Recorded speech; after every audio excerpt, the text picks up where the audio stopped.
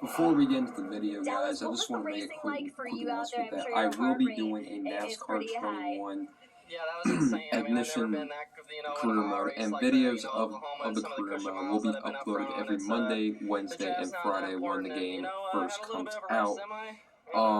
The game is coming out October 28th. I will be buying it, but just want to give you guys that update because I'm kind of running low over the content. But let's get into the actual part of the video. What's going on, everybody? It is the Mastermind here. Welcome back to another video of Totally NASCAR. This is the video where I talk about some of the newest things in the world of motorsports. So I hope you guys are doing awesome today. I did get a new light, so it kind of looks a little bit brighter. Yeah, let's get into some of the news. Well, it's been rumored for months. It has been confirmed that Kaulig Racing's new driver will be Daniel Hemric next year for 2022. He will be taking over the number 11 ride, which Justin Haley is going to go full-time racing for Kaulig in 2022 in the Cup Series. So there's that we have to keep in mind. Here's my personal thoughts about the whole move. That's why if you've been injured in a motorcycle accident, this is going to be one of the, like, when you look at Daniel Hemric. Oh, by the way, before I talk about Daniel Hemric actually recently made NASCAR history for having the most top fives in history in the top 3 Touring Series divisions without having a single win. He has 1 top 5 in the Cup Series, 40 in Xfinity, and 15 in Truck. So, yeah, he has the most top 5s in the 3 Touring Series without a win. So, there's that for Hemric. So, the move going to Kaulig, I feel like this opens up a brand new opportunity for Daniel Hemric. But then again, you gotta look at Hemric's history. In 2019, he got a full-time Cup Series ride at Richard Childress Racing.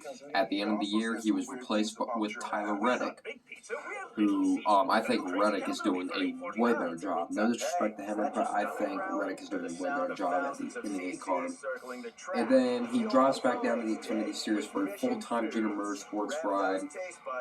He gets replaced with a mixture of drivers like Josh Berry and Sam Mayer. And then he goes to Joe Gibbs Racing, and he's been so close so many times to getting wins this year, and he just always comes up short. I don't want to sound like this as a joke, but in my opinion, he is the De Benedetta. He's like the De Benedetta of the Xfinity Series, coming so close to his first career win, yet so far. I wish him luck at Kaulig Racing. I think it was probably the best move for him, considering he's not going to return to JGR. But what does this do for JGR? Now, the 54, that I call that the all-star car, and the 19, most likely Brandon Jones is going to be returning. But that pretty much all confirms that Ty Gibbs and John Hunter Nemechek will probably either take both of those rides, whether it's Nemechek in the 20, Gibbs in the 18, or, vice versa, or whatever. That most likely opens up for that. Well, why am I talking about John Hunter Nemechek? Well, he's actually doing Xfinity Series races. He's next weekend at Talladega. He is actually going to be in the 54 car next weekend, so that's going to be very interesting to see. He actually recently did an Xfinity Series race at Richmond and actually got a 3rd place finish. So, and we all know how Ty Gibbs is. Ty Gibbs is a freak of nature, so there's that to keep in mind. But that pretty much all confirms that those 2 drivers are going to be there. And who knows? Maybe the NASCAR Xfinity Series will have a pretty good rookie year. You got those 2. You got Josh Berry, who won the Xfinity Series race last night, and you got Sheldon Creed, the defending Truck Series champion. So maybe Rookie of the Year is going to be very interesting next year, and I love it. I love the idea of it. So we'll just have to see what happens.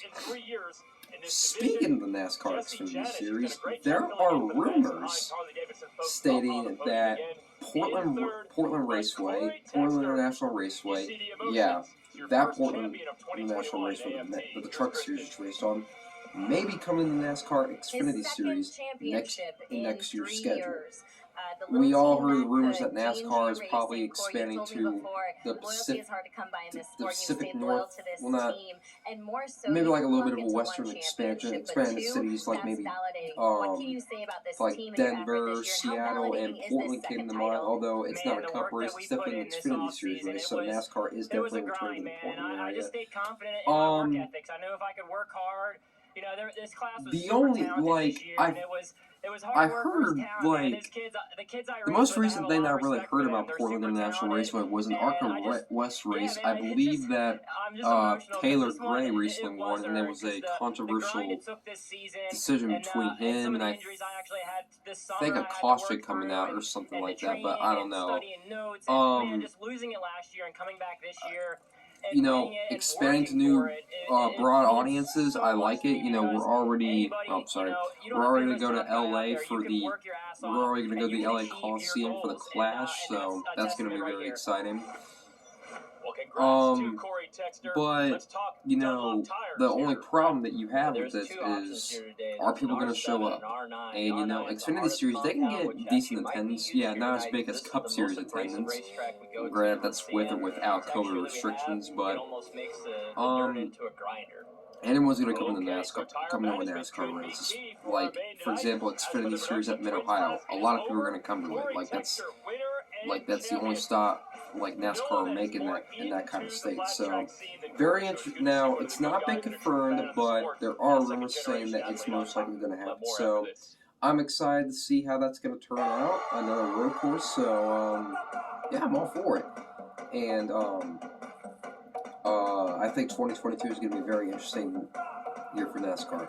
Speaking of 2022, we already know what the next gen car is going to be like, and we already know what's going to, you know, transpire that year. We already know the schedule, but let's look at the NASCAR Camping World Truck Series and their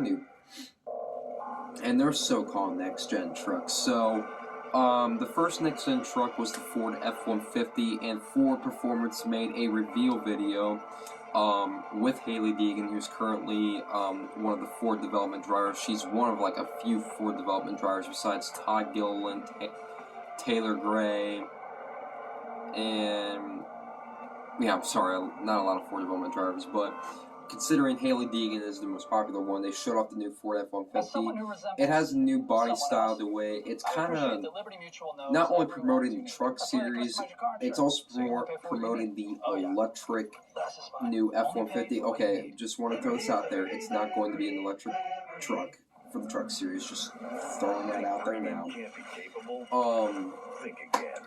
But if it's a good body, I thought it was a nice looking body. It has like the promotional truck had the same scheme as the next gen Mustang, so that's gonna be pretty cool. And I'm excited to see how that turns out. Now, I thought that was cool until I saw the 2022 Truck Series Toyota Tundra.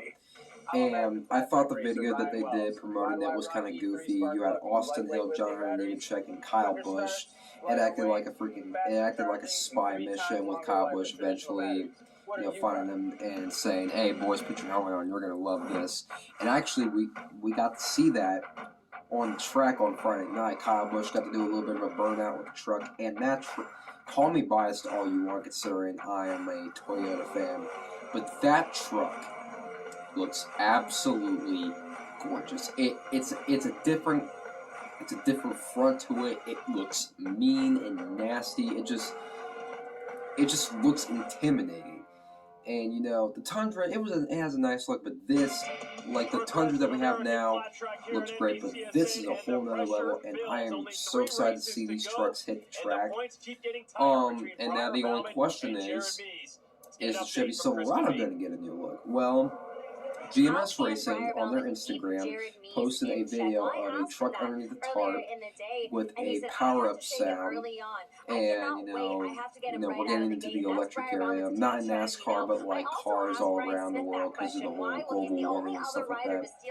But it's charging up, but they used the caption, GMS is always ready, and hashtag charging up. So I'm guessing maybe in the next few days we will also see the new Silverado body.